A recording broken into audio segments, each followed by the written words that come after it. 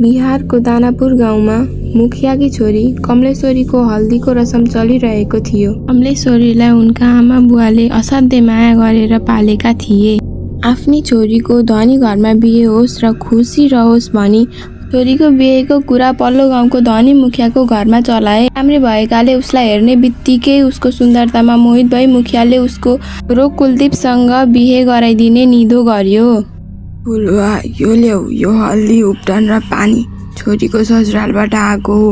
यी सबै हल्दीमा मिसाउ र रसम सुरु गर्नुपर्छ। जेठानीको कुरा सुनेर कमलेश्वरीको आमा फुलुवा छोरीको ससुरालीबाट आएको सगुनको हल्दी मिसाएर ल्याउँदछिन्। चारैतर्फ हो हल्ला भइरहेको थियो। मादलको तालमा सबैजना नाचिरहेका थिए। हल्दीको रसम सुरु हुन्छ, तर हल्दी लगाउँदै गर्दा कमलेश्वरी चिच्याउँदै कराउँदै भन्छन्, यो के लगाउनु भयो आमा? मलाई त पुरै छाला काटे जस्तो हुँदैछ। पुरै पोलिरहेछ त आमा मलाई त। कमलेश्वरीले बेसरी कराएको देखेर हल्दी लगाइदिने महिलाहरूले उसलाई पानी खन्याए उसको सबै शरीर पखालिदिन्छन्। भगवान, यो के भएको मेरो छोरीलाई? यस्तो त सिसा पिसेर हल्दीमा हालेर लगाए जस्तो भयो, तर कसले गर्छ र यस्तो? हे भगवान। कमलेश्वरीको जिउमा जताततै हल्दी लगाएको थियो। त्यहाँ रातो दाग भएको थियो। दुखाइले कमला धेरै छटपटाइरहेकी थिइन्। उसलाई आमा र ठुलो आमाले उसको घाउमा दबाई लगाइदिरहेथे। यिनी फुलुवा, मलाई त यो सामान्य घटना जस्तो लागिरहेको छैन। सबै घरकै मान्छे हुन्, कसले सिसा धुलो मिसाउँछ र? कुरा त ठुलै हो, तर धन्न मुखमा चाहिँ लगाएको थिएन, नत्र त मुख चाहिँ बिग्रेको भए गाह्रो हुन्थ्यो। मेरो त दिमागले काम नै गरिरहेको छैन। दिदी को छ र यहाँ हाम्री कमलासँग डाहा गर्ने? यसले के बिगारिछ र कसैको? घरभरि बिहेको रमझम चलिरहेको थियो। दुवै देउरानी जेठानी पुरै डराएका थिए, तर अरू केही सोच्नलाई उनीहरूसँग समय थिएन। 2 दिनमा कमलाको बिहे थियो। घरमा पाहुनाहरूको भिड भएकोले उनीहरूको खानपिन लगायत थुप्रै रसम हुन पनि पुरा गर्नुपर्ने थियो। त्यही भएर यो कुरा नकोट्याई बिहेको तयारी गर्नुपर्छ भनी उनीहरू तयारी गर्न थाल्छन्। म कमलाको ससुरालीबाट बिहेको सगुनको सामान आएको छ, जानु अरे बाहिर। सेतो गाडीबाट 2 जना नुकर जस्तै देखिने मान्छेहरू उत्रिन्छन् र रातो कपडाले छोपेको ठुलो थाल लिएर भित्र आउँछन् र त्यो थाल कमलाको आमालाई दिन्छन्। हाम्री महारानीले भन्नुभएको बिहेमा बेहुलीलाई यही खानदानी लुगा र गहना लगाइदिनु अरे। अझ एउटा कुरा, खास गरी यो बेहुलीको सामान कसैले पनि आँखा नलागोस्। यो कुरामा अलि ध्यान दिनु र राम्रोसँग सामान राख्नु। चिन्ता नलिनु, कमला र यो उसको बिहेको लुगा र गहनाहरू 2 दिनका लागि हामी राम्रोसँग पुरै जिम्माको साथ सम्हालेर राख्नेछौँ। फुलुवा त्यो ठुलो थाल लिएर आफ्नो कोठामा गई एउटा ठुलो बाकसमा राख्छिन्। बिहेको तयारी गर्दा गर्दै फुलुवालाई याद नै रहँदैन उसले कमलालाई उसको ससुरालीबाट आएको लुगा र गहना देखाएकी छैनन्। बिहेको दिन दिउँसोको 4 बजे। फुलुवा, कमलालाई तयार गर्ने बेला भइसक्यो। खै त उसको ससुरालीबाट आएको सामान काजा लिएर आऊ, चुरा लगाइदिएर सगुन गर्दिम। त्यसपछि उसकै साथीहरू मिलेर उसलाई तयार पार्छन्। मैले त बिर्सेछु दिदी, एकचोटि खोलेर नि हेरेको छैन के पठाएका छन् कुन्नी। हतारिँदै आफ्नो कोठामा गई बाकसबाट त्यो ठुलो थाल निकाल्छिन् र छोरीको कोठातर्फ जान्छन्। यो के पठाएको? यसको ससुरालीबाट बोलाएका छन् कि कसो? यो रातो लेङ्गासित कालो चुरा काहीँ पठाउँछन्? यो त नराम्रो होइन र? भन्नलाई त यति धनी छन्, तर यो के गरेका? बेहुलीलाई कालो चुरा कसले लगाइदिन्छ र? यस्तो कालो चुरा लगाइदिउ। त्यही त दिदी, के गर्ने? जसरी ल्याएका थिएँ मैले त त्यसरी नै राखेकी। हुनसक्छ ठुली बडा मान्छे यस्तै परम्परा हो कि पहिलेदेखि चलिआएको लगाउने।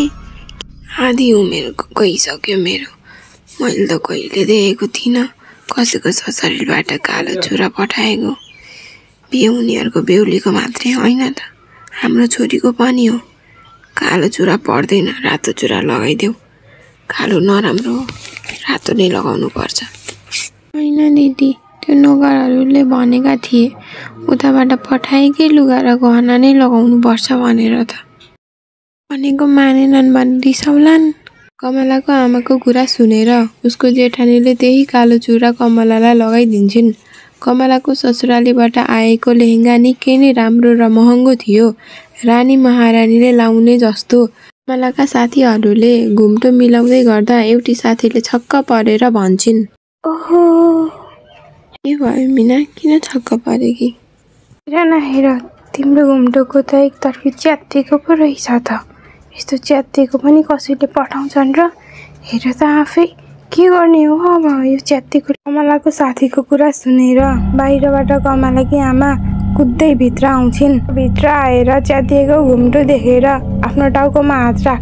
भगवान्, यो के भइरहेछ? म त बुझ्नै सकेर छैन। थाहा छैन यसको बिहे राम्ररी हुन्छ कि हुँदैन। के भएको यो? नराम्रो मात्रै भइरहेछ।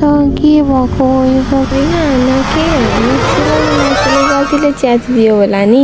मेरा साथीहरू छन् त, मिलाएर लगाइदिन्छन्, देखिँदैन पनि। छोरी, गल्ती भएर यसरी काटिँदैन थियो।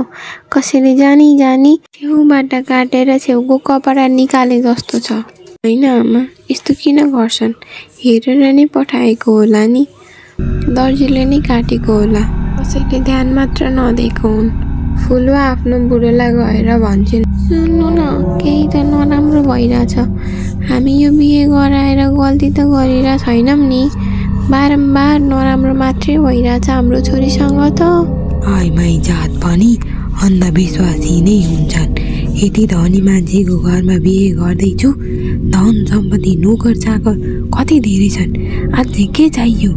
यस्तो राम्रो केटो भेटिएको छ, धेर बोल्छेस्, जा यहाँबाट। आफ्नो बुढोको रिस देखेर फुलुवा चुप लागेर मण्डप सजाउन थाल्छिन्। फुलमालाको लागि सबै तयारी भइसकेको थियो। बेहुला मण्डपमा आएर बस्छ। कमलाका साथीहरू उसको हात पकडेर उसलाई लिएर आउँछन्। अघिसम्म लाजले रातो भएको अनुहार एक्कासी आफै परिवर्तन हुँदै गइरहेको थियो। उसको अनुहारको हावभाव निकै नै फरक भएको देखिँदै थियो। उसको हात पकडेर ल्याएका साथीहरूलाई उसले बेसरी ढकेली दिन्छिन्। हेर्दा हेर्दै बेहुली बनेर आएकी कमला आफ्नो अगाडिको कपाल हातले तान्दै निकाल्न थाल्छिन् र बेसरी कराउँछिन्, छोरी, छोरी कमला, के गरेको तिमीले? छोरी, होसमा आऊ, के भइरहेछ तिमीलाई? यस्तो किन गरिरहेछौ? छोरी, के भयो तिमीलाई? मलाई निकै दुखिरहेछ आमा। मेरो कपालभित्र के छ? के छ मेरो कपालभित्र? कमलाको कुरा सुनेर आमा र ठुली आमा कमलाको कपालमा हेर्न थाल्छन्। हेर्दा हेर्दै कपालको लट्टो भुइँमा खस्छ। कमला चिच्याउँछिन्। कमलाको टाउको एक ठाउँमा कपाल नै हुँदैन र त्यो ठाउँबाट खुन निस्किएर हुन्छ। कसरी हुन सक्छ?